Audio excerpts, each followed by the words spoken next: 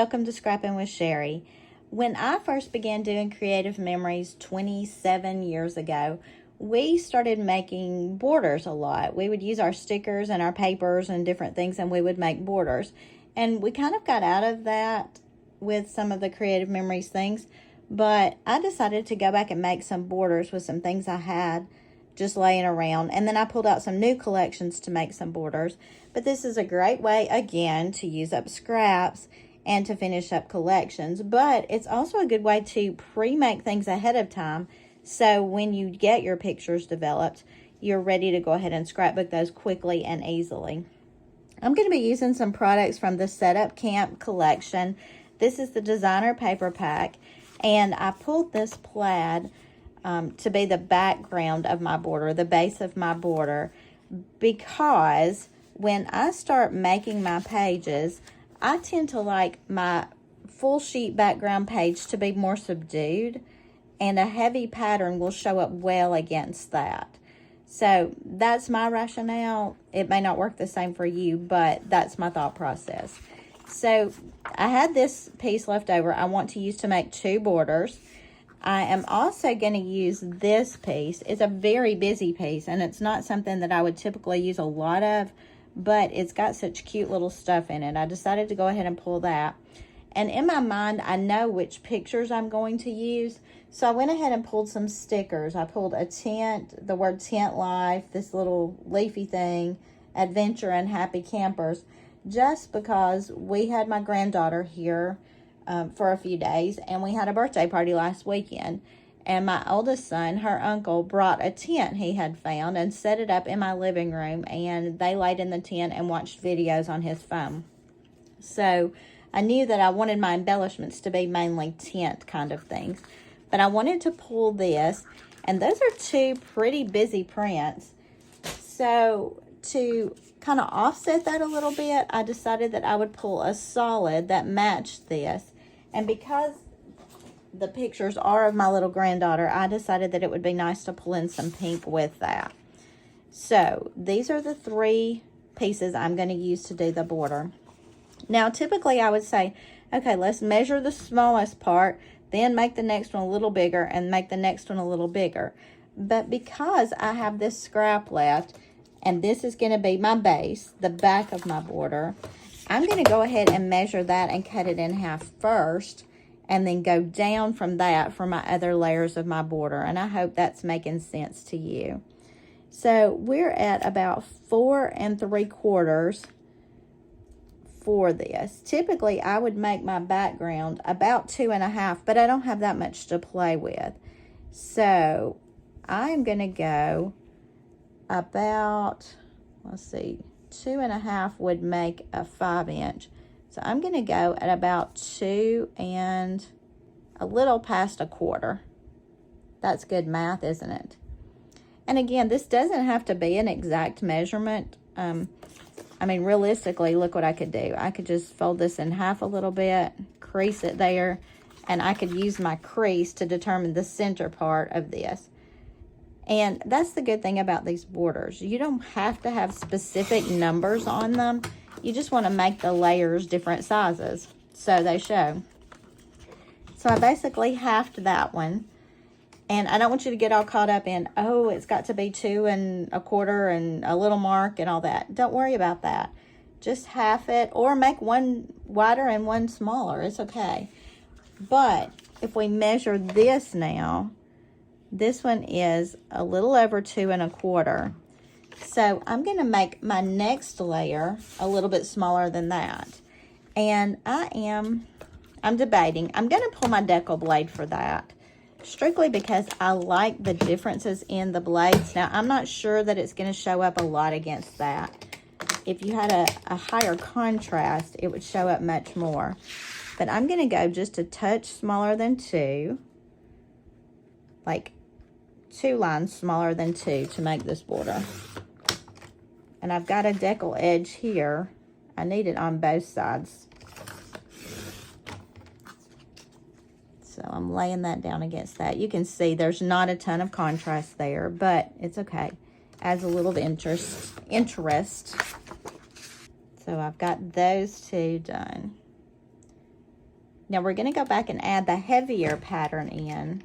It's got a lot of pattern to it, and I don't want it to stand out terribly. I'm going to use my straight blade again with that, and I don't want it to be a huge wide piece. So we're going to go about 1.5 on it, and I'm going to cut it on the right side of my trimmer instead of going the other way. And it's just a straight 1.5. And you can see how nicely it just fits into that pink that we had already cut.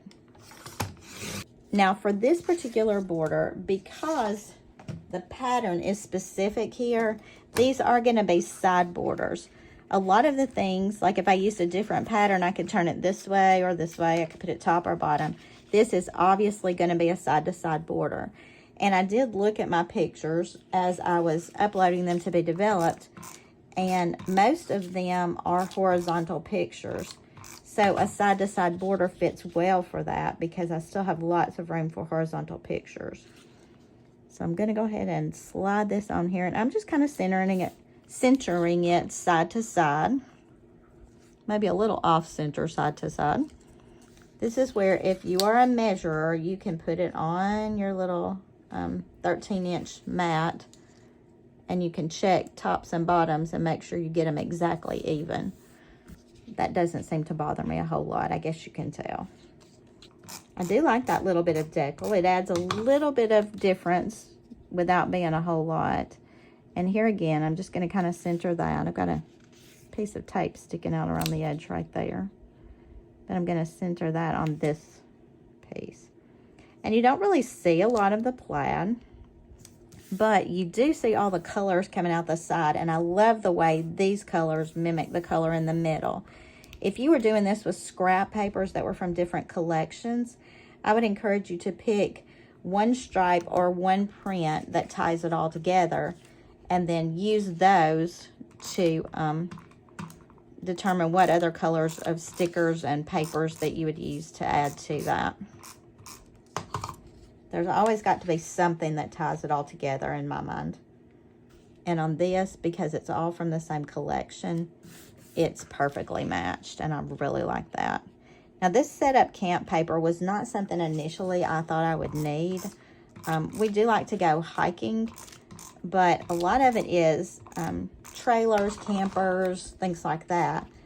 And when I pulled it out the other day, specifically for this plaid, because I liked the pink in it, I realized how cute it actually is. And then when my son came in with that tent for his niece, I thought, well, that's absolutely perfect. So 2 quick, easy borders already.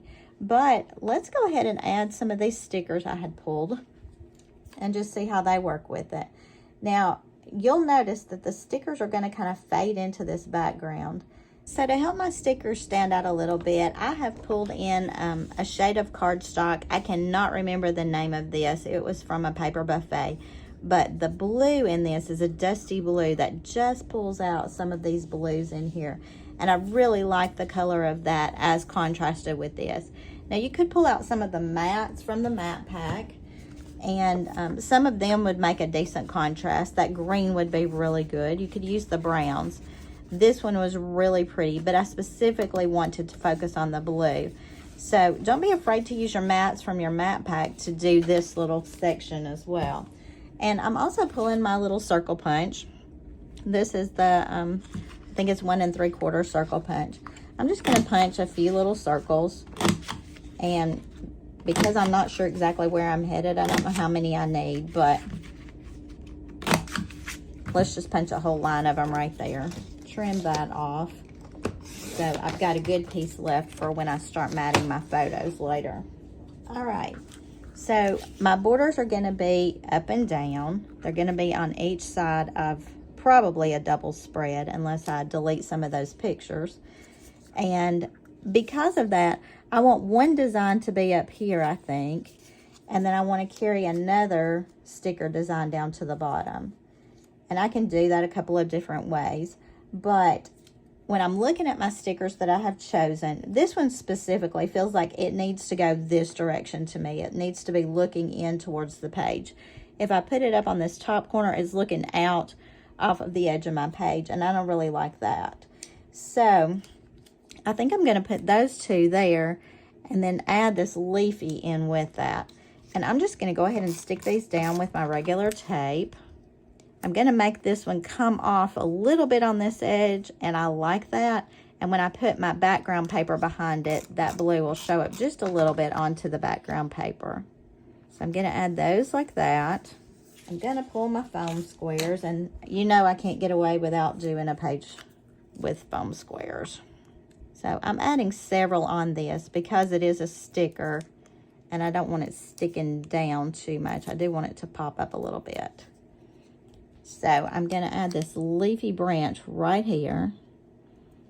And again, this is going to come off of the edge some, so it's going to be onto my background page. And I'm good with that.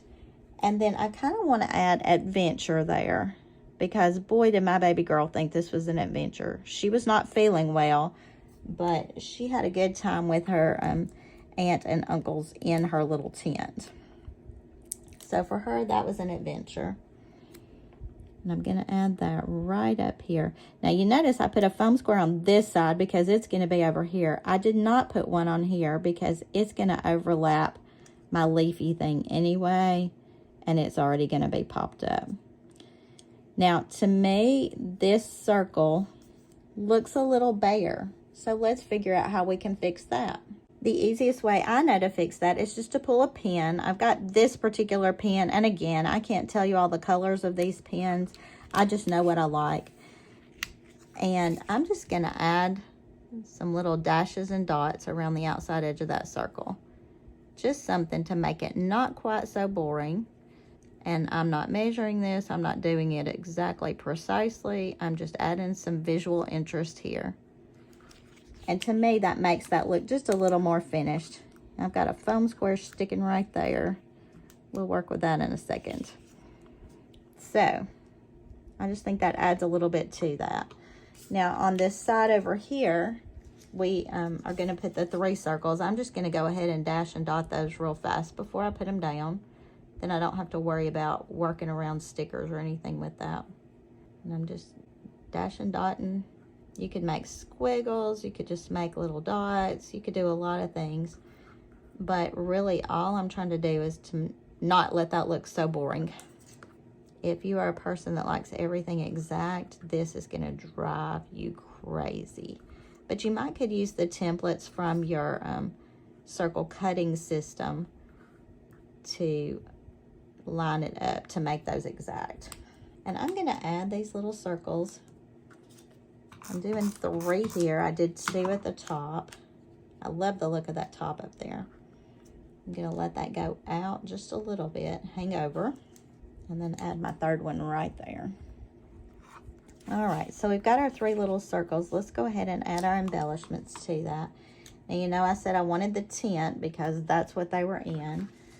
So I'm going to pull the larger foam square.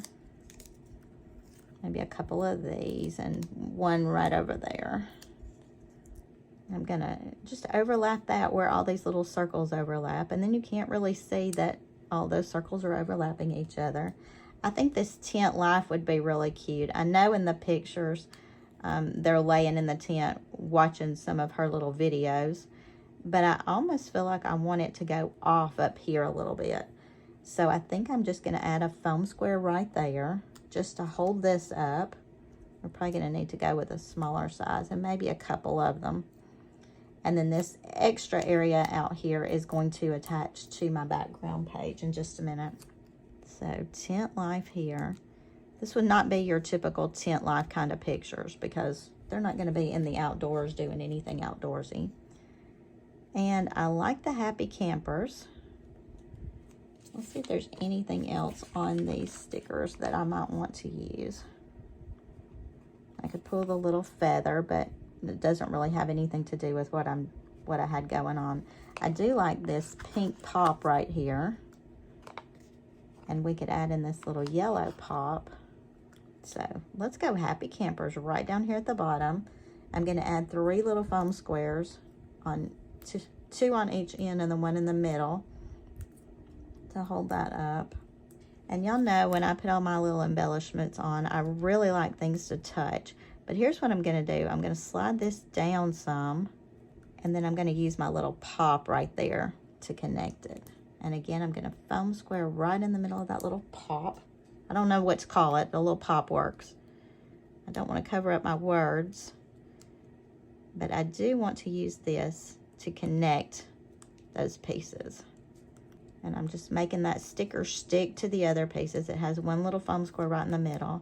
And then I think I'll add another little pop right there.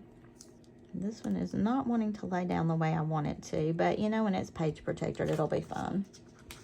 So very quickly, we've just done 2 borders. Now, how would I do these on a background page? Let me pull out those papers and I'll show you.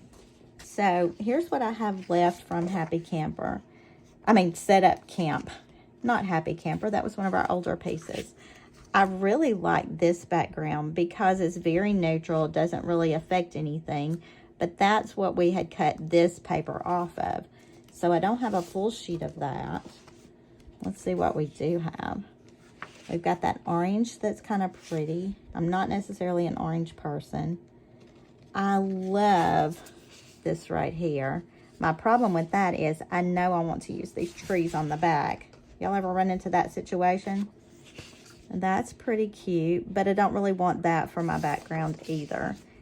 The brown is nice, and my border would show up nicely against that. They were downstairs in my living room against the brown floor. I don't want to use my plaid because I use that for a lot of other little things. So let's see what we could do with this really light border to make it work, even though this is not a full sheet.